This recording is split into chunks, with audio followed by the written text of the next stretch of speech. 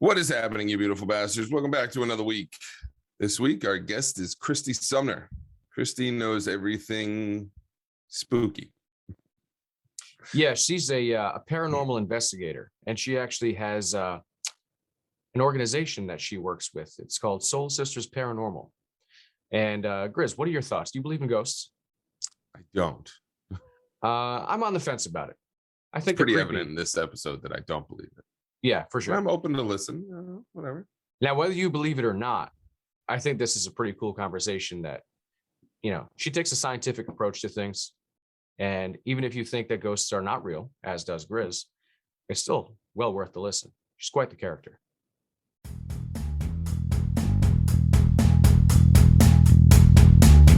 What is happening, you beautiful bastards?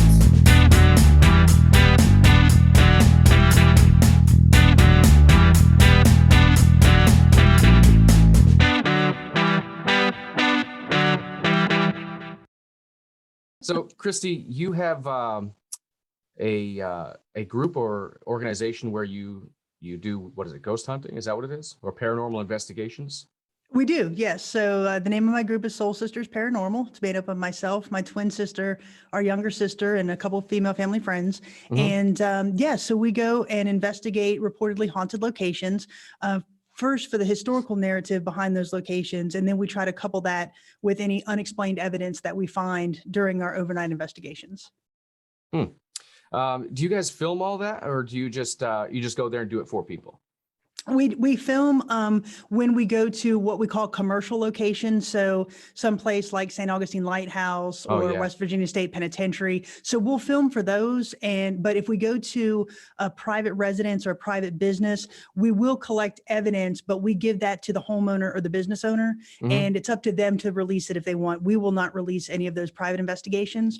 But anytime we go to another, like I said, commercial location, we will document that and put out our findings, again, because we feel that the history behind those locations is so important, and we want to be able to bring that to our audience. So the historical background behind the events that happened to those locations, and then again, coupling that with anything that we find that's unexplainable during that night.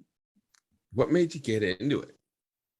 Honestly, it started out as a girls' trip. So my sisters and I, we come from a research-minded background. We all have advanced degrees, so we're always looking for scientific explanations for things. And so we would watch the popular television shows like Ghost Hunters or Ghost Adventurers. And because we all live in different parts of the country, we would routinely get together a couple times a year to go on a girls' trip, New Orleans or Denver or somewhere like that. And in 2014, we had the opportunity to meet up in Moundsville, West Virginia, which is where the West Virginia State Penitentiary is located. And we always told ourselves if we could have the opportunity to go on a paranormal investigation or conduct a paranormal investigation, we would jump at that chance. And so when we went to Moundsville, we had a friend of the family's who sat on the board of the West Virginia State Penitentiary. And he said, while you're here, why don't you just take one of those nights and stay in the prison and see if you can connect with any of our resident spirits? And so we jumped at that opportunity.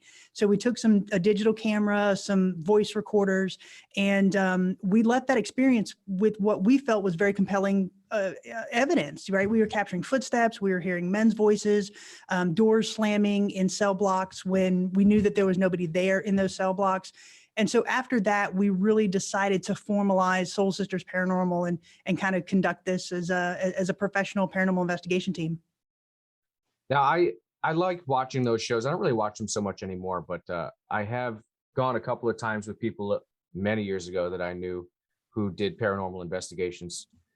Not so fruitful for us, but where do you stand on what you're finding? Is this something that you're just like doing a scientific recording of, or do you believe in spirits? How far does it go for you? Well, I'll answer it in two ways. The first one is we go in with a very healthy skepticism to any location that we try to investigate. And we go in, we try to find scientific explanations or environmental factors that would explain somebody considering a place haunted. So we will look for things like noise pollution, i.e. train traffic, airplane traffic, vehicular traffic, dogs in the neighborhood, anything like that, or light pollution, car light headlights, or street lights, anything that that if in the moment during the night we can say, this could lead somebody to say that this is haunted. So we try to control for all of those as best we can. And then when we go in and conduct the investigation, we're left with what we call unexplainable.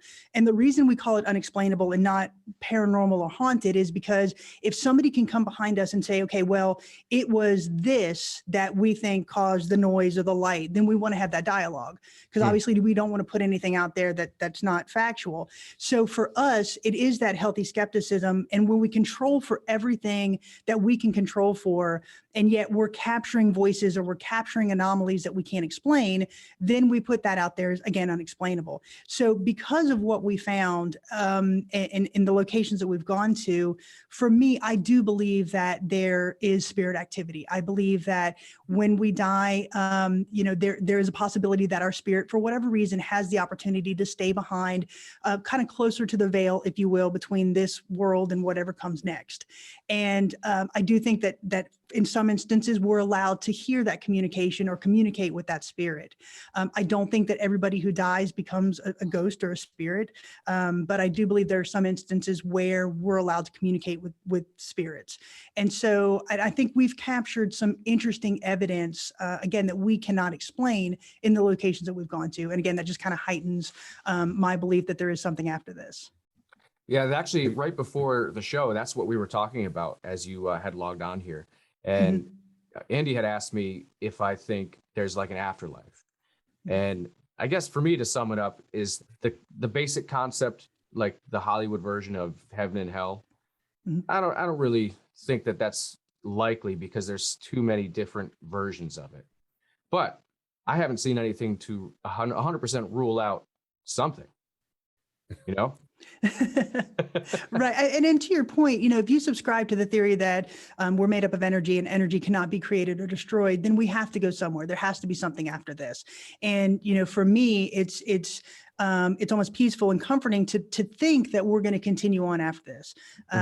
Because, for me, if I just think that we're going to just close our eyes when we die and cease to be, that's kind of a terrifying thought for me personally. That's where we were at before this, is I think a lot of people believe that because it makes it easier to believe either a loved one's passing or themselves passing, that it's not just nothing. Exactly. And, I come from a very Christian background, but my parents were very open to allowing us to interpret our religion how we wanted. So I do believe in an afterlife, to your point. I think that there is I'll call it heaven. That is the next realm that we go to. Do I really believe that there is a hell? I think there may be some type of retribution, but an eternal hell, I really can't wrap my mind around that concept. Yeah. But I do believe that we go somewhere after this. And as I said before, I think in some instances, whether it be unfinished business or, your fear of retribution of what's coming next, I think some spirits have the ability to stay behind and communicate with those of us that are still here in this plane, if you will. Now, have you gone to any place that's, I guess, haunted or whatnot, and you get there and you just debunk it completely, and you shut down any aspect of it? We've had locations where we've gone to that we couldn't find anything unexplainable. As far as debunking, we have done that as well. A lot of that really occurs with private residences or businesses. A lot of people, again, not really looking to something environmental to really figure out their quote unquote haunting. And so there's some instances where they just don't think about those things. So for example, we were called to investigate a business in our hometown, and the gentleman was convinced that his business was haunted. He had just opened. It was obviously a brick and mortar location. It had a glass storefront, and there was mirrors running down the length of the store. He had display cases and shelving and such. And he had night vision video cameras hung up all over the business. And so during the night, his video cameras would go crazy, turning off, turning on. And so he was convinced that there was something haunting in his business. And so he asked us to come and investigate. So we spent 3 or 4 hours there that night, and we weren't feeling anything. None of our equipment was really picking up on anything. But we left some of our night vision video cameras there and left and locked up. And so the next morning I called him and I said, okay, did your cameras go off last night? And he's like, yes, it was a very active night. I said, okay, give me those timestamps and I'm going to cross-reference them with our cameras. Mhm. And what we found was the way his storefront was positioned, it was running parallel to a road where people made a large amount of U-turns. Mhm. And so when the cars would U-turn, the headlights would go into the storefront, bounce off the mirrors that he had there, and essentially blind the cameras and turn them off and turn them back on. Oh, And yeah. so I told him, if you just change the angles of the cameras or take down the mirrors, I think your quote unquote haunting will stop. And it did. And so that's the kind of stuff that we go in and look for. Again, we have found things that we can't explain, and we'll tell the homeowner that, or the business owner that. But for the majority of the time, I'd say probably about 75% of the time, we can come up with an explanation as to what they're hearing or seeing. So to answer your question, yeah, we have been able to debunk certain things, but again, there's so many compelling things that we've found that are unexplainable to us as well. And on the other end of that spectrum, have you gone in anywhere and just been completely blown away by all the stuff that's happening? Oh, absolutely. I'd say probably one of the most intense locations that we've gone to with regard to paranormal activity was the old Gilchrist County Jail in Trenton, Florida. That's about an hour's west of Gainesville, Florida. This is a very, very small county jail. It was in operation from 1928 until 1968. And after 1968, it just became abandoned. And so it was used for drug activity, prostitution. It just really became a rundown, basically an eyesore, honestly. So in the mid 2000s, a lady bought it, and she allowed paranormal investigators to go in and investigate. And it's a very small county jail. It's got 4 cells on the bottom and 4 cells on the top. And then there's a jailer's cottage that's connected via a doorway on that bottom level. And so the first time I investigated there, I've been there several times, but the first time I was with Miranda Young from Ghost Biker Explorations. She's another female paranormal investigator. So we were collaborating on this investigation. So she and I were the only 2 people in this building. And prior to going in, we were talking to the owner, and she said, do y'all carry? Are you licensed to carry handguns? And we said, yes, we're both licensed. We both have our guns with us. And she said, I highly recommend you carry your guns with you at all times during the night, because that's the location that we're in.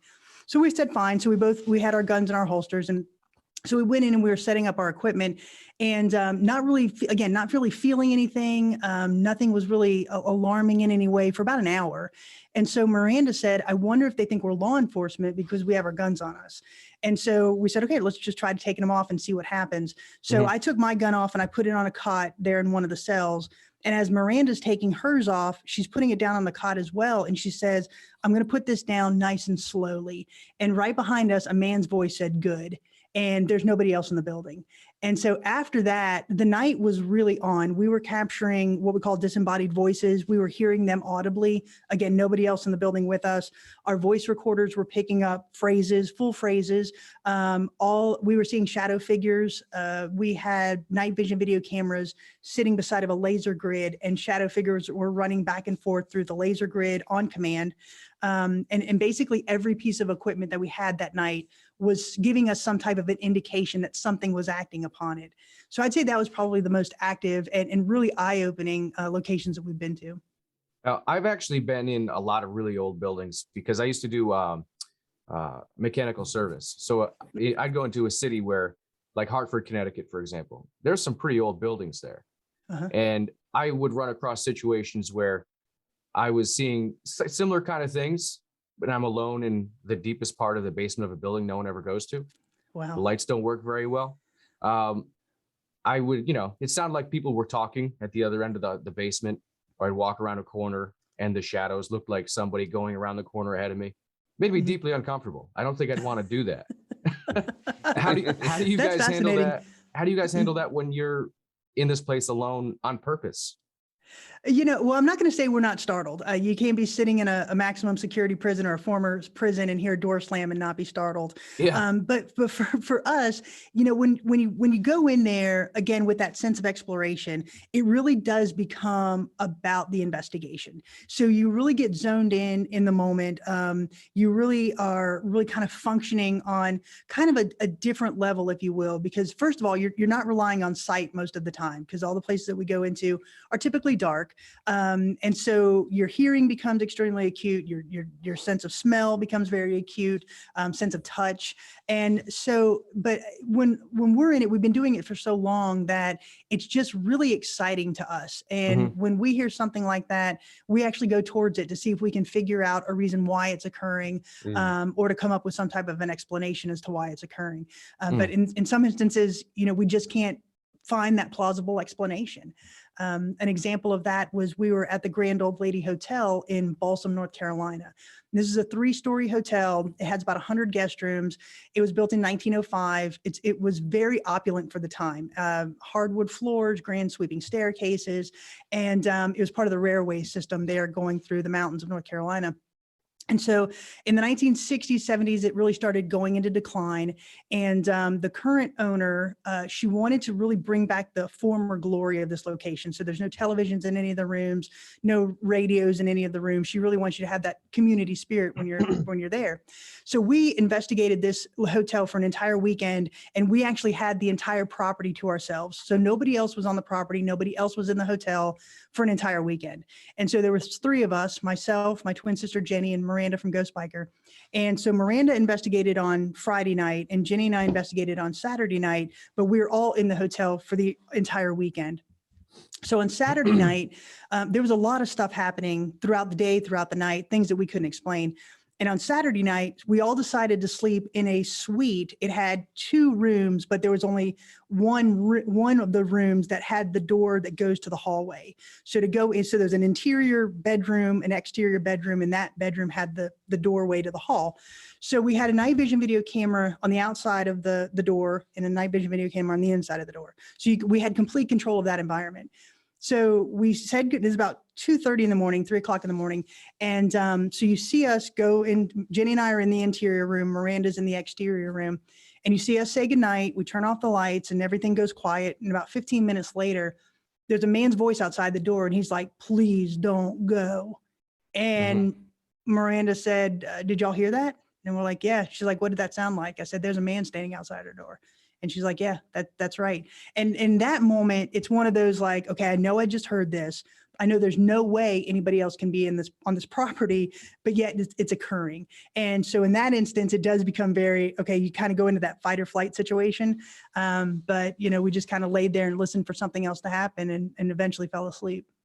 Now it sounds like it's a lot of times you're coming across men's voices. Is that a common thing, or do you come across women as well? Oh, women as well. There's numerous instances. It's interesting for us when we come across a male's voice because we can very quickly rule that out as being one of us, right? We're an all-female team, so capturing a man's voice is very difficult for us to debunk or to explain away because we're all female. But we've absolutely had women's voices. We were investigating the Ma Barker house in Central Florida, which was the site of the 1935 shootout between Ma and Fred Barker, 2 members of the Barker Carpus gang, and 12 members of the FBI. And so we were actually the very first team to investigate this location. And during the shootout, Ma Barker and Fred Barker were killed in this house. And so when we investigated that location, we were capturing females' voices there. Obviously, we believe it was the spirit of Ma. We were capturing men's voices as well, knocking, bangings that we couldn't explain. So it really does, it kind of splits almost 50-50 with regard to men and women's voices. You said you're religious before you started doing the investigations, right? So how long have you been doing it now? Since 2014. 2014. So, yeah. Has what you've seen affected the way that you think about this now? Being raised with Christianity, I think you guys are kind of raised to believe in that sort of thing, right? To a certain extent. Yep. I don't have a religious affiliation, so I don't really know. If you couldn't tell from the way you posed the question. No, and that's fine. I understand where you're going. with the question. And for me personally, this has really strengthened my belief. I don't think it has to be one or the other, where you either believe in ghosts or spirits or you believe in Christianity. If you look at the Bible, there are numerous instances where ghosts and spirits are mentioned. And so they have to have some type of a frame of reference. preference for that, right? And so, for me, it has really strengthened my belief in an afterlife. Again, I'll call it heaven because I am a Christian. So it has strengthened my belief in that, that there is that afterlife, and it has really brought me to a place of being peaceful with the fact that death is going to occur. We're all going to face it, but it's not something to be scared of or frightened of, as I once was, right? So, in your adolescence and teenage years, it really is something that you see is a little bit scary. But for me now, it's more like, okay, I've seen enough, I've heard enough, I've done this long enough to really know that my strength or my religious strength is there and solid as well. Yeah, that's kind of what I figured would happen. Seeing, it seems like seeing evidence of your beliefs once you start seeing spirit activity. Yeah. Now, do you think that has any effect on how you view your results? I don't. And that's a great question. I really don't, because again, we look at this from a very scientific standpoint. So if we were to go into a location and we just hear footsteps or whatever, that to me is compelling, but I can kind of explain that away. But if I have footsteps and I have my equipment alarming, which most of our equipment is designed to be acted upon by energy. And if you're going into a location that has no power, theoretically, these things should not alarm. They should not go on or off in any way.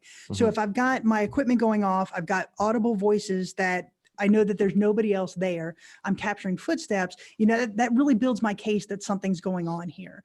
And so when we go and conduct our investigations, as I said before, we go in with that healthy skepticism. So we will go in on the day before or the day of and tour the location in the daylight, again, to look for all of these things to see if we can explain it away during our investigation. As I mentioned before, light pollution, noise pollution. Yeah. And then we'll find locations where we want to set up our cameras, because we do leave stationary cameras and voice recorders in a lot of the area in the location. And then when we're done with the investigation, we collect all of those, and I will sit down and we will listen to all of the audio that we captured and watch all of the video that we captured. And so if I've got 10 voice recorders running for 10 hours, I'm listening to 100 hours of audio. Same with the video. So it's not something that I put into any type of software or anything like that. We listen to it and watch it in the raw. And that to me eliminates any of that bias, right? Because once, if I hear something that I can't explain, I'm running that by the team members and say, okay, I hear something in this clip. First, do you hear anything? And second, if you do, what do you think it's saying? And they report back to me individually, and then we come up with a consensus and put it out there. And again, we put it out there as unexplainable. If anybody wants to debate us on what it is, I'd love to have that dialogue. But for us in the moment, it's things that I cannot explain. Right. Now, is it always something that you have to do at night? No. And that's a great question as well. A lot of the locations that we've gone to, there's evidence of paranormal activity during the day as well. For the larger locations, such as, St. Augustine or Brushy Mountain or something like that, we go at night because they have tourists during the day. The only time you can investigate is at night. And a lot of our equipment is designed to really interact with the spirits at night, i.e. they have light arrays, which is easier to see in the dark. Our laser grids are much easier to see in the dark. But, the locations that we've gone to, for example, Fort Mifflin, when we went to Fort Mifflin in Philadelphia, we did that day tour that I was talking about that we do prior, and we were capturing things on our voice recorders during the day. And we just happen to capture a lot of stuff at night as well. So paranormal activity happens 24 hours a day. Now, it seems like there's a common denominator of something to do. Usually it sounds like crime. It's either a jail or things of that nature. Do you find that on your end, or do you find other places as well? The locations that we've gone to, they all have some type of an event that has happened that's been tragic, or by their nature, they have tragic beings in that location. By that, I mean a jail or a lunatic asylum. These are locations that really don't harbor the best people in life. So they're going to have, you know, what I call that residual energy when they've stopped being useful in their current situation. And so, but we've been to locations such as the Exchange Hotel, where that was a Civil War hospital. As I mentioned before, the Grand Old Lady Hotel. There were a couple deaths that happened around that hotel. There was a sheriff's deputy that was shot, and his body was taken to the hotel to try to triage his wounds there because it was in such close proximity. And throughout its existence, I'm sure they've had a guest or two that has passed there, but it's really nothing. The history behind it wasn't dark, is I guess what I'm trying to say. But for the majority of the locations that we've gone to, it has been a place where there's been events happened that we think contributes to the paranormal activity. Interesting. Now, back to what I was telling you before, where I've been in these really old buildings. Like I would call out and be like, hello, is somebody there? And then I just go back to what I was doing and tell myself, ghosts can't kill me. I'm okay.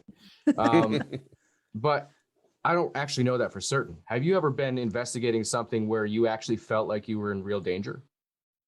No, honestly, we haven't. There's been locations where we've been touched, and well, let me backtrack just a second. When we go into a location, we go in with what I call the right intentions, and by that I mean we go in and we tell the spirits, we're here to tell your story.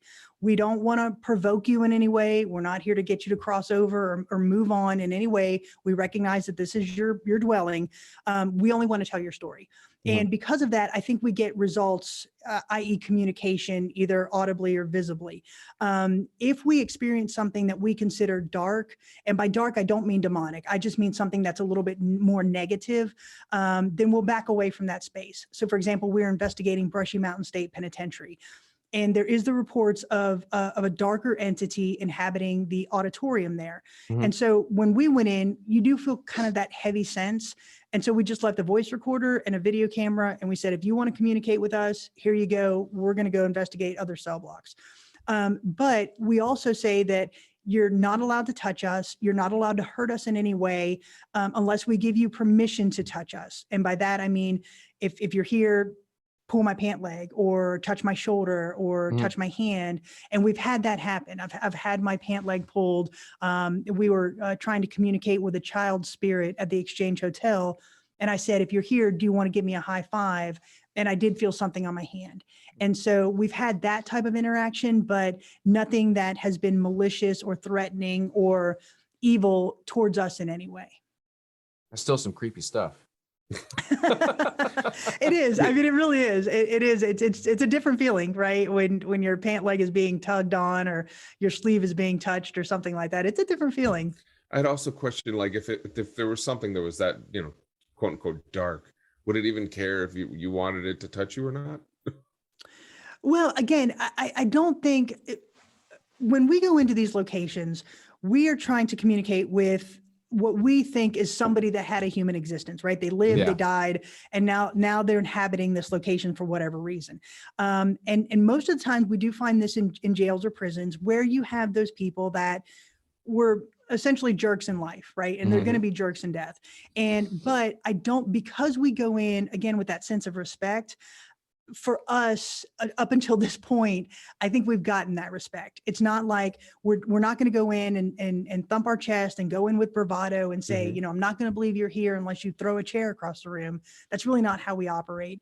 We do go in with that, again, that sense of respect. And I think because of that, we haven't had anything malicious approach us or try to come home with us in any way or harm us in any way. So I don't know if we call it luck or fortune or whatever, but up until this point, it seems like what we're doing and the way we're doing it is causing us to be okay. Now, have you had any place where you went through and you had, you know, unexplainable things happen to where after you left, they went away? Oh, like if they fix the problem? Is that what you're saying? Oh, okay, yeah. Well, not saying it's a problem, but you know what I mean? If my house was haunted, it's a problem, yeah. Depending on the haunting. We've had, okay, so when we go to places like St. Augustine Lighthouse or Brushy or Villisca Axe Murder House or Lizzie Borden, because we don't own those locations, we are not going to try to get the spirits to cross over or go to Well, the I'm not light saying or that you're anything like trying. that. It's just I'm that sorry? it happens. I'm not saying that Well, you're trying. Just that Yeah, it so happens. right, so in commercial locations, no, but we have had instances where we've investigated private homes, private residences, where we've come up with things that are unexplainable, and we tell the homeowner, okay, this is what we've captured, this is what we think is going on. What do you want to do with that information? You can either live with the spirits because they haven't harmed you or whatever, or we can assist you in moving that spirit over. And if they want the latter, then we have priests or shamans, or in some cases, the demonologists that will call in and say, can you assist us on this case? So we don't personally do it. That's not in my wheelhouse to do, but we have experts that will do that. And because of that, we have investigated several homes where that has been their option. And we've had people go in and they sage the home or cleanse the home, and the haunting has stopped. So in that instance, yes, we've done something like that. But Now- never like accidental, like they just left after you left. like accidentally No. scared the ghosts away. Like, all right, I'm No. done here. No, we're not that threatening. No. Chris, I know you're a total skeptic, and In all aspects of life. your point of view is when you die, you're worm food, right? You just turn back into grass. Yeah, your conscious just, to me, your conscious ceased to exist. It's black, you're gone, you can't think, there's nothing. That's it. So your energy goes back into the world. You're recycled. yes, we are biodegradable. Kristy, when you meet people like Andy, who just think there's no matter what you show him, for the most part, he's not going to change his mind. Do you bother to address his type of crazy? No, like you know, not believe. Everybody has their belief cycle. For me, what we're trying to do is really not try to convince anybody. Okay. What we're doing is we're putting out the videos that give a very detailed historical narrative of those locations, and we are putting out evidence that in the moment we cannot explain. If somebody chooses to believe it, that's great. If somebody doesn't, that's great as well. So it'd be like me trying to convince Andy that my religion is correct or my political views are correct. exactly. I'm not going to do that. And that's not what we're trying to do with these videos. We want to highlight these locations, maybe give some historical facts that the viewer might not know, in order to put preservation efforts behind that location. If we could do that, that's fantastic. And then again, couple that with things that while we're there are unexplainable to us, and we hope you enjoy what we're putting out there. But we're not trying to convince anybody that what we're saying is true. But if somebody comes along with that belief, that's great. If not, that's great as well. You're off the hook. To me, Andy. I'm open to listen to all stuff. Like, I'm never gonna not listen to what someone's aspect is. I'm gonna pull it in and do what I do with it in my brain, whether I believe or not. It's something completely different. Well, Andy, have you ever had any? None of us will ever know. Well, Have you not ever for had long. anything unexplainable happen in this realm? Me, myself, I've been in scenarios where people thought that they were seeing something or heard something or things like that. And usually I can explain it with my brain. I remember as a kid driving around in a car, and like I have a buddy who swears to God that he saw a ghost in front of us. Had nothing to do with the sewer letting out gas, but he saw that ghost. But that's what a lot of it is. And I also feel like my wife is very into believing that there's an afterlife, which fine, like go for it. And a lot of times I feel like in her case and several other people's cases, I know it's almost like they're looking for it. And when you're looking for it, it's very easy to find. When you're not looking for it, like in my case, I'm not looking for it.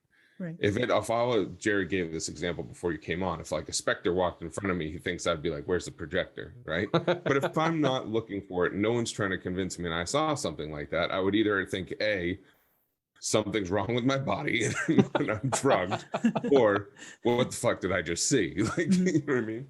Right. But I think most cases with people, when they think they're seeing something, they're not, but that doesn't mean that there's not a thing out there. I'll buy that. Now I've had too many weird things happen. Like I don't really, I don't really have an opinion on whether spirits exist or not. Like I really enjoy the topic and I like watching people do it. Mhm. But like one thing that I had in my old house is actually like it's a drawn out situation. It started with my son with an imaginary friend, which if you ever have a kid who has a legitimate imaginary friend, it can be pretty creepy because they really treat them like a real person. And for some reason, we ended up with this big container of these really old knives and swords. Someone gave them to us for whatever reason, and I didn't want them. Very random thing. It was random. My wife didn't want them, but they were there, so we're like, all right, we won't throw it away in front of them. So she put it under the bed in our room so that my son wouldn't find them, and we totally forgot about them. And then all kinds of weird stuff started happening. Now I can't really say for certain it was these old swords and stuff, but stuff that didn't happen before, like I'd get random chills walking around my house. My wife had sleep paralysis, which has never happened before or since. I've never had sleep paralysis myself, but I have woken up and it definitely didn't feel like an empty room, in the middle of the night. It freaked my wife out. She actually had her pastor come and bless our house and she got rid of the swords and it stopped happening. So have you ever seen something where like an item causes this sort of thing to happen? Mm-hmm. Yeah, we've had several instances where we believe an item was attached, or the spirit was attached to an item. It happens quite frequently. Mm-hmm. And again, I think it's something that it just has that residual nature to it, right? So if your grandfather has a watch and he wore that watch day in and day out, and he's trying to give you a message of some sort, then theoretically the spirit could be attached to that watch. So yeah, we've had instances of that. Yeah, it's pretty weird really stuff. Screwed if it was a 2x4. Yeah. I mean, we live in the Northeast, and we have New England has a lot of oh my God, that so sort of much activity. But like you go to up to Danvers or where like Salem witch trials happened, and they have so much stuff in that town where you're just like, what the. Which is cool, but you go there already with the idea in your head, right? Mm-hmm. And so you're already getting that you're already getting churning. Now, granted, there's some just stuff in that town that's weird as hell, anyways. But it's an interesting topic to me.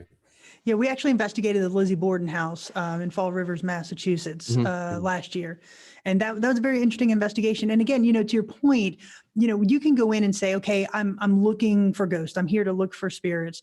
But for us, we go in with the mindset that we're not going to capture anything. And that's kind of how we approach the investigation.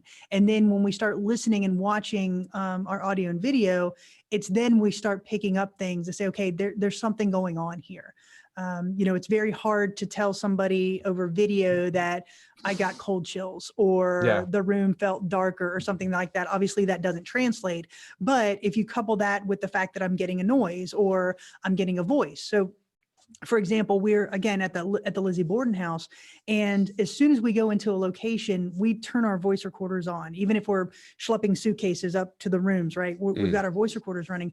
And so there was an instance where Jenny and Michelle, my sisters Jenny and Michelle, were standing in the parlor where Andrew Borden was killed, and they're just talking about the day. And it's just the two of them in that room. The other three of us are upstairs, and we captured a man's voice saying, "I'm standing right here next to you." They didn't know that they didn't hear that voice in the moment, but yet I've got this on the audio recorder, and I've got no explanation for that because there's 5 females in this house. We have complete control of that environment, but yet I've got this man's voice on the voice recorder. So for me, that's very hard to debunk. Yeah, for sure. Have you ever come across this may be getting outside of the realm of what you do, but let's talk about demons for a second. Mm-hmm. Is that something that you ever run into, or do you just avoid those situations? I know a lot of Christians will just turn the other way and just don't look back at that sort of thing. Demons are an interesting topic. And I think the reason is because popular media has really kind of hyped that up for the sensationalism aspect. I Yeah. do believe that there's demons. But I don't believe that a demon is something that had a human existence. I believe that a demon is the evil representation of the good and evil in the world. Mhm. And because of that, because we don't go looking for it, we've never seen it personally, or any evidence of it personally. Now, Yeah. I have a friend who's a paranormal investigator, and she investigated a private residence where there was substantial things happening that could be seen as demonic, right? I mean, she was capturing a guy's voice saying, "You're going to die. I'm going to kill you." The walls started rattling and stuff. In that case, she called a demonologist in, and that entity was kind of pushed away. But for us personally, we've never experienced it. I do believe they're real. I do believe they exist, but not to the extreme that popular media has really portrayed them as. But I do believe they exist. Now, how long does your normal case run? Is it just one overnight, or is it several? Does it go a week long? For the commercial ones, it really runs the gamut. For the most part, we're in there at least 8 hours. So anywhere from 8 to 24 to 48 hours is a typical investigation for us. Now, if it's a private residence or a business, it is something that we could probably go back to 2 or 3 different times, depending on what we find or the availability of the house, if you will, or the business. And so the private investigations are a little bit different. We handle those a little bit differently. So there's been cases where we go back multiple times to see if we can get different results. But for the most part, any place like a St. Augustine Lighthouse or, the Villiscax Murder House, we're typically there overnight, about 10 to 12 hours. And that also brings up, like, do you ever have it where it's not happening that night? Oh yeah. Yeah. We've been to locations where, we set up all of our equipment and we didn't capture anything. We investigated the Monticello Opera House in Florida, Monticello, Florida, and great location, amazing history, amazing facility. It was really cool to say you spent the night in this opera house, but for us, some of the paranormal claims we either debunked as traffic headlights and such, or we never picked up on, and that's fine. We, again, when you go into a location expecting nothing and you get nothing, that's absolutely fine. We're in there for the experience as well. But yeah, so that would be an example.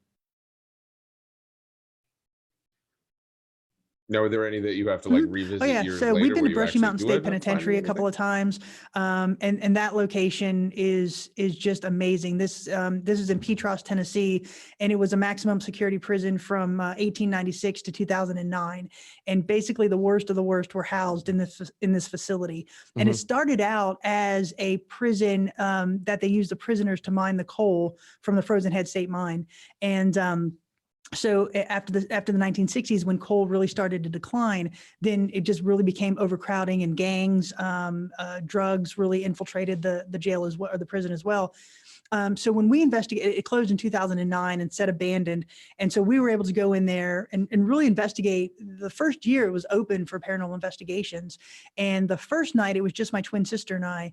And we were capturing footsteps. We were hearing doors slamming, voices materializing out of the dark. One of the interesting things that happened was, as I told you before, we set up night vision video cameras and they run stationary throughout the night. So even if we're not there, we've got eyes on that room. So we had a night vision video camera in one of these cell blocks. And the way it's positioned, you can see the bottom row of cells and the second story row of cells. So it's kind of sitting on the floor facing up.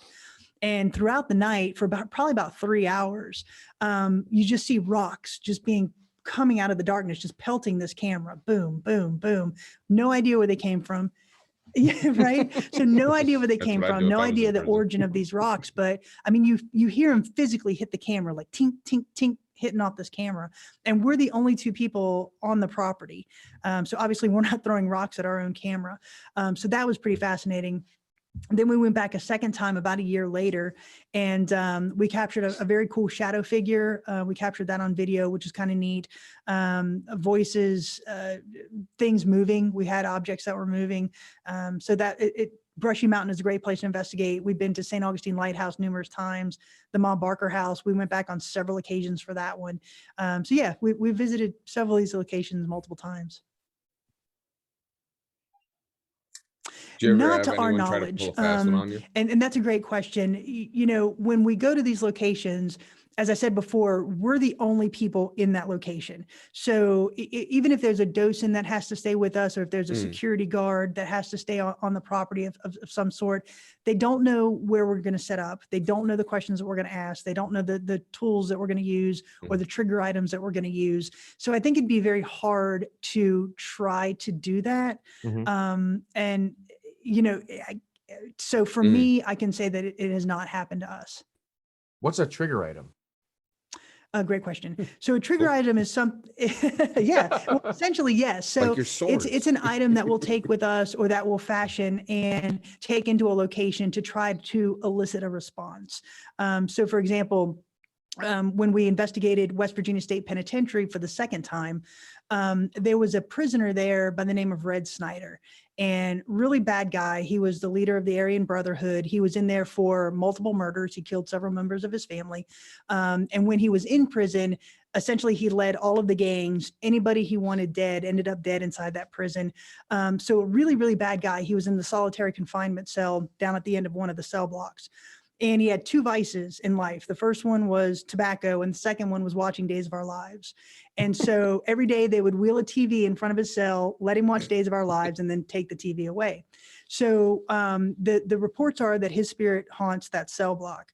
So what we did is I downloaded an episode of Days of Our Lives onto the laptop, and I put it in the cell, and we let it run for him. And we went investigated another cell block and just let him have that episode to himself. And so that is a trigger item. It was an item that we left for him to try to get a response. And so when we went back into that cell block, after the episode had ended, you know, we turned down everything that had power on it. And I said, "Did you see the things that we left you?" And he said, "Yes." We captured a man's voice saying yes. And then after that, we had what we call a K2 session. So we have these devices, and they're called K2s, and they're designed to find power sources, so electromagnetic energy. They were actually built for electricians. So you run them down a wall, and if there's a power source like an outlet, there's a light array on this device that goes from green to red. So as you get closer to a power source, it will spike to red.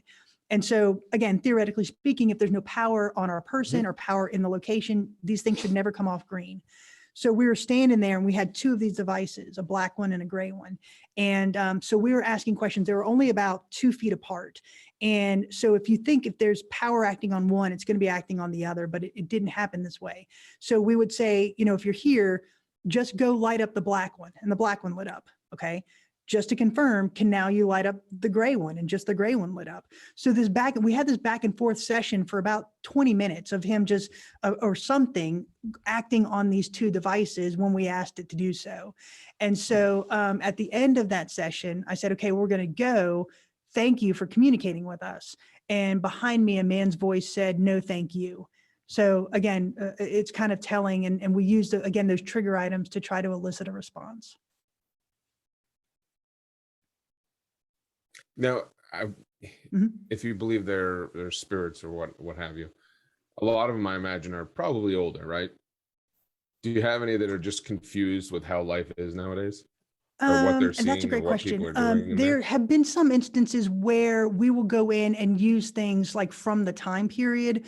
Like, so for example, instead of using a flashlight, we'll take a battery operated candle. Obviously, we're not going to use real flames in a historic building, but it's something that they can recognize. Or we'll say, "Can you touch the torch?" Because that's a more common phrase than touch the flashlight or something like that. When we went into Fort Mifflin, which is a Revolutionary War fort there in Philadelphia, we were using different sounds that could translate. So we're using Revolutionary War drum beats, and really projecting that over the fort, saying words and phrases that you would probably say back in that time rather than today's time. And I think because of that, we were getting different responses. So that's a great question. So we try to really kind of put ourselves in that time period when the events were to happen. So anything like the Civil War, like the Exchange Hotel, which was a Civil War hospital in Gordonsville, Virginia. We would talk about things related to the Civil War, or play the battle hymn of the Republic and stuff like that to try to bridge that time gap. Is there do you do anything like beyond investigating? Like, do you do anything in terms of like, for example, do you mess with Ouija boards since you're interested in communicating? It's not something I would ever touch personally. Honestly, we do not use Ouija boards. For me, it's not that I find them off-putting, but it's the fact that there's a connotation behind them for the mainstream public, if you will. And so we really, that's one thing that we've never used or even tried to use, and it really doesn't interest me that much. The things that we've been finding have been without a Ouija board, so I just don't think it's necessary. And it's just one of those things, just because of the connotation behind it, we're just not interested in using. That makes sense. It's not exactly scientific. Correct. It sounds like you guys have to put a lot of research and time in, like, before you go. I mean, what's the average time you guys put in beforehand? It really depends on the location, but we will really do a deep dive in the historical research of the location, starting a couple months in advance.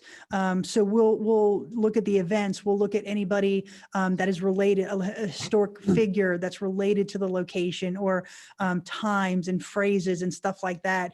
And that really does guide our investigation. So for example, back to Fort Mifflin, again, it's a Revolutionary War fort. And when you go onto the fort, they've got these, what they call casemates. And these are subterranean rooms that they used to house munitions during the war. So it would keep them cool. And so one of those casemates was actually converted into a solitary confinement cell. And so we really did a deep dive onto that to figure out who was in that cell. And if it's in a solitary confinement situation, what would somebody in that cell want, right? Probably water, food, a cigarette, stuff like that. So we do a very comprehensive deep dive into the historical research, both before and after. And then once we get all of that compiled, we got to listen to all of our evidence and such. And so it really takes probably 3 to 4 months after an investigation to really produce our video about that location, just because we really do want to give the historical component as much time as the paranormal component. How do people find you for this? You know what I mean? Like, how do they contact you? Well, we have a website, www.soulsistersparanormal.com.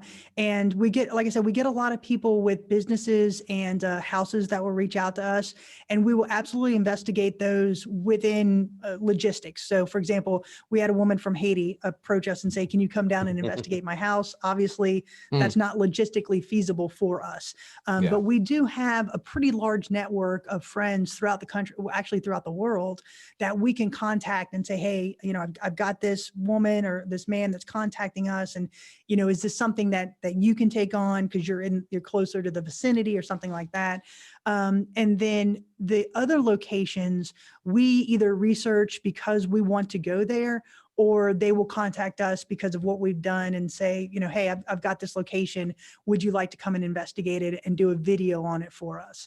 So it kind of runs the gamut on how we get to a location. Now, what's so far is your favorite or most standout location or event that you've witnessed? Oh, we've had so many.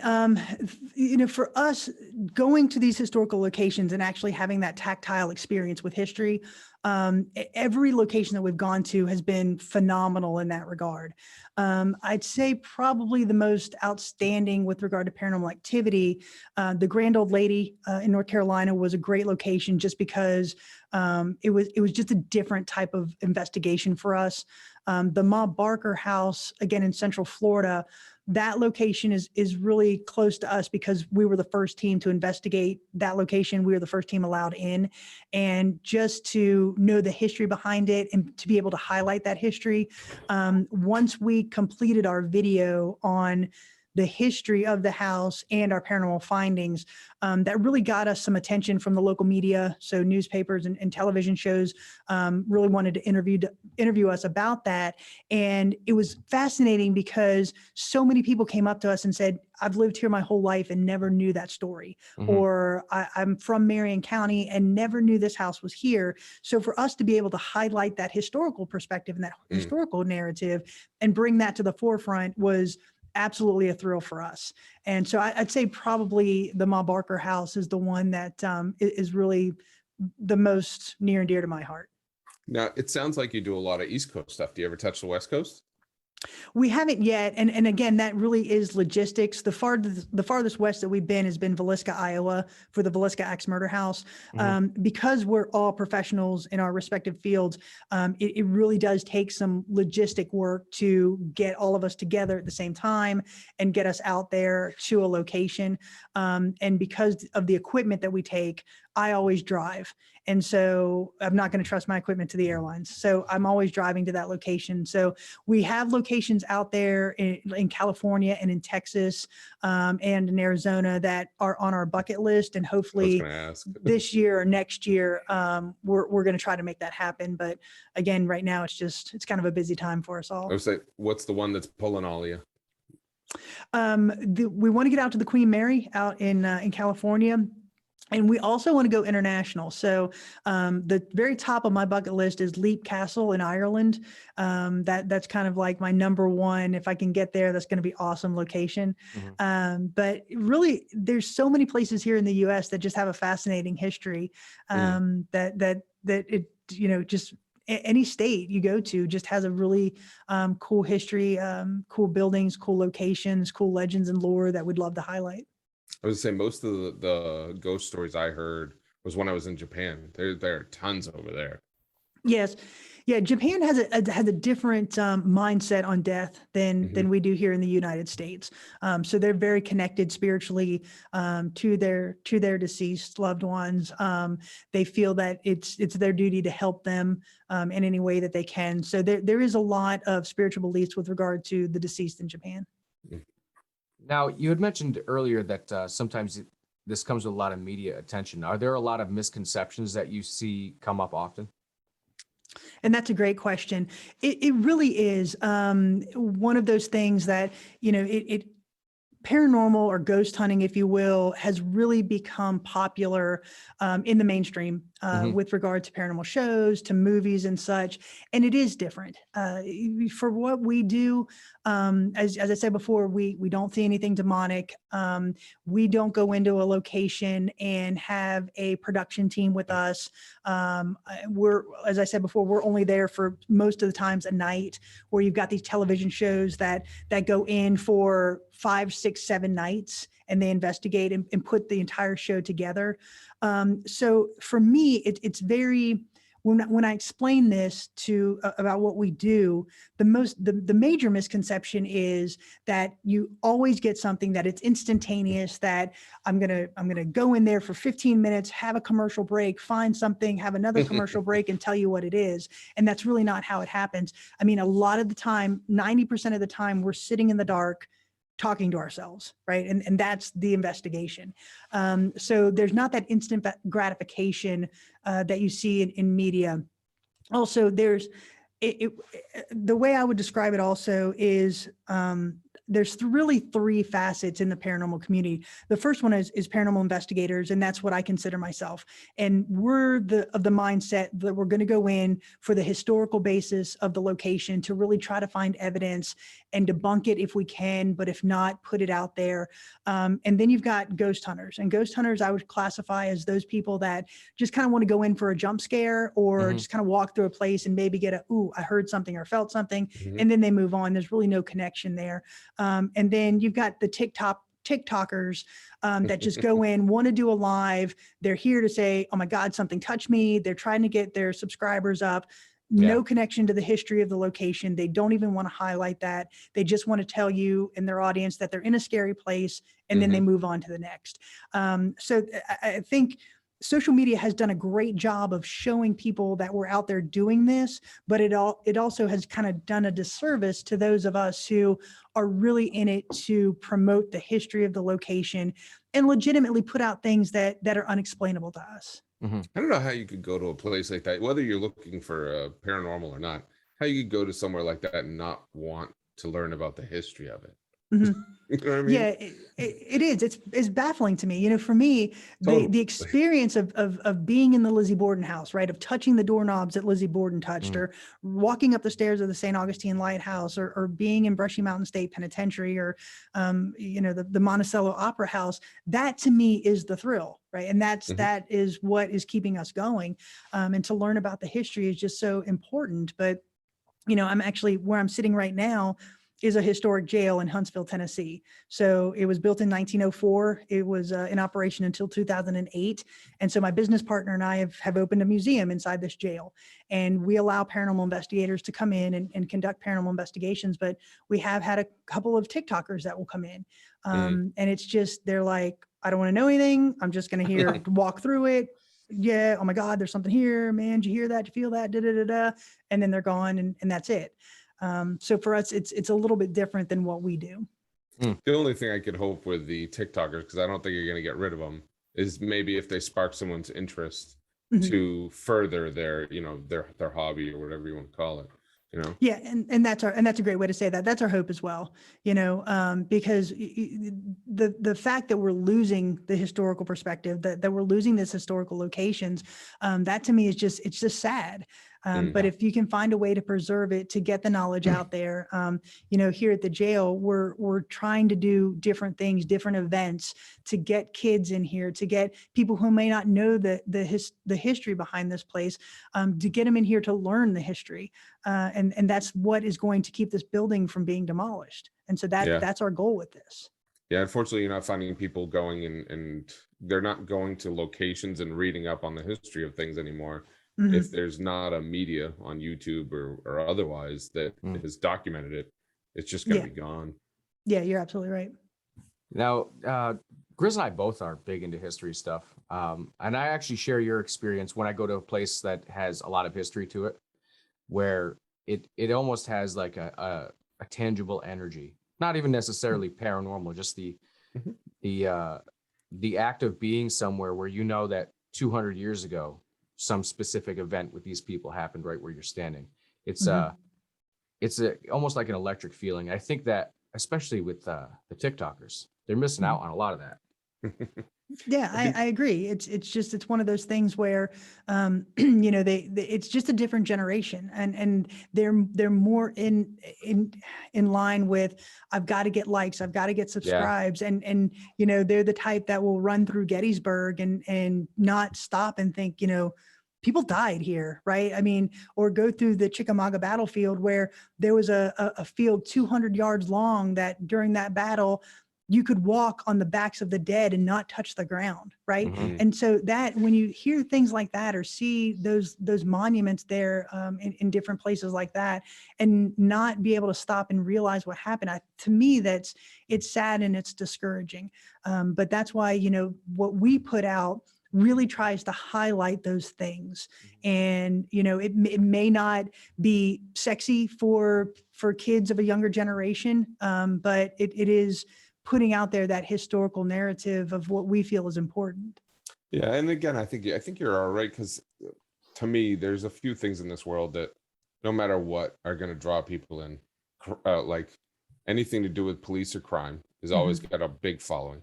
Yep. Anything that has to do with paranormal, that's always got a big following. So if people just are going to get into the they might get that itch, and once they get that itch, they're going to want to learn more. So it's got to be out there. Well, that's our hope anyway. Well, I think that's a great place to wrap it up. Kristy, can you tell the audience again, where they can find you and learn more about what you do?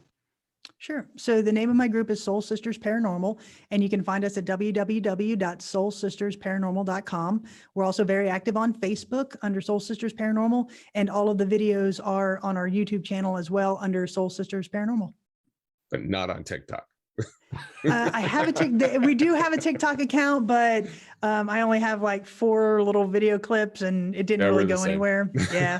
To me, it's not, it's all about content and very quick and rapid content. And that's really not how we operate. So, maybe at one point it'll grow, but that's not really who I'm trying to appeal to, I guess. No worries. Again, we're not busy on there either. Well, thanks for being on the show. It's been a great time, and you did a good job reminding me of all the things I spent time forgetting.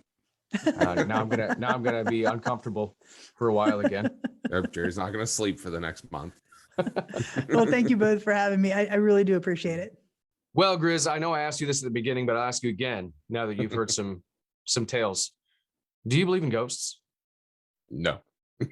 Okay, fair enough. I don't know. I think the human mind can do crazy things.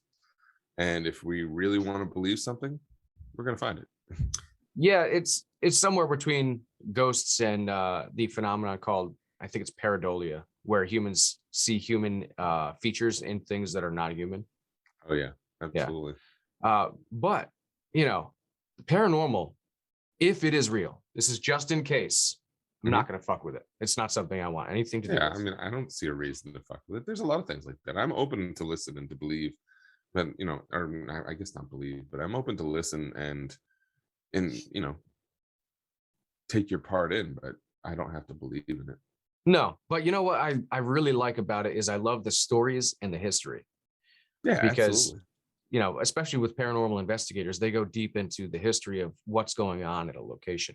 As you heard from Kristy, it's not just show up with no idea what's happening. They do some homework on it. Yeah, and I mean, I found Kristy's stories absolutely fascinating. I still don't believe there's ghosts, but they were fascinating stories. Yeah, it was great. So why don't you guys let us know what you think? Thank you again for listening to Beautiful Bastards. New episodes every Monday. Remember to like and subscribe. I'll call that a big yes. Drop everything, Beckman. We got one.